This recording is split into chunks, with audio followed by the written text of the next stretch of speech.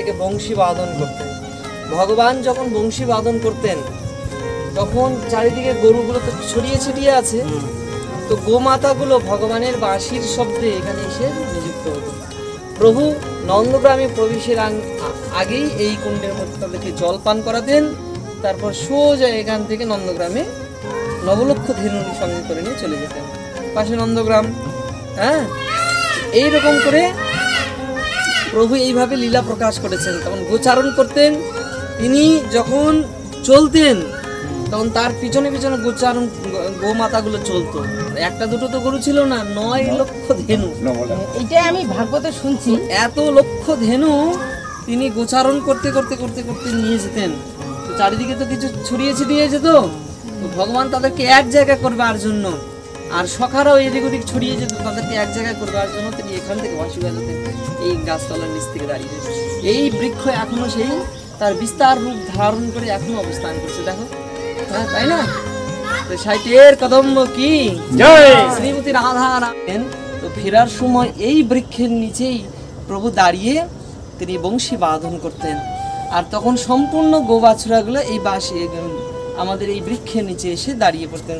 অপূর্ব সেই বৃক্ষ আপনারা দর্শন করছেন, সেই বৃক্ষ, এই বৃক্ষের নাম টের কদম, এখনো অবস্থান করছে, যেখানে সাক্ষাৎ রূপ গোস্বামী এখানে ভজন সাধন করেছিলেন।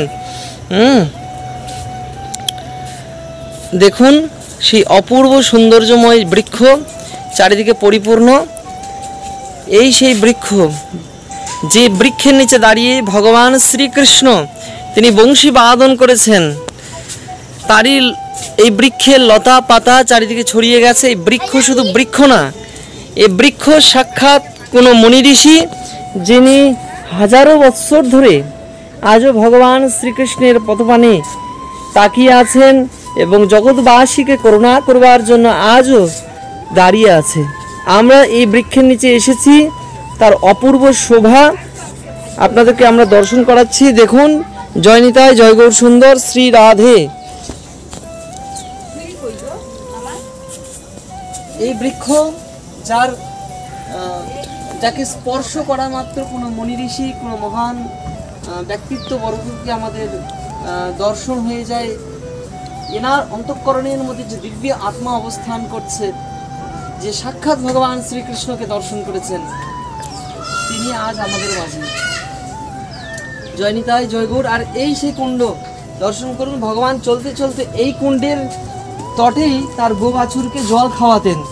যখন সারাদিন ধরে চলতে চলতে পরিশ্রান্ত হয়ে যেতেন, তখন এই কুণ্ডের তটেই ভগবান বাছুর থেকে শুরু করে গো থেকে শুরু করে গোমাতা সবাইকে জল পান করাতেন। সেই নবলক্ষ ধেনে সেই কুণ্ডের তটের মধ্যে জল পান করত। জয় নিতাই, জয় গৌর সুন্দর। আর এই সেই বৃক্ষ, যে বৃক্ষকে দর্শন করা মাত্র আমাদের জীবনের সার্থকতা এসে যায়। এখানে দীর্ঘ জীবন ধরে রূপ গোস্বামী ভগবত সেবার মধ্যে লীন ছিলেন।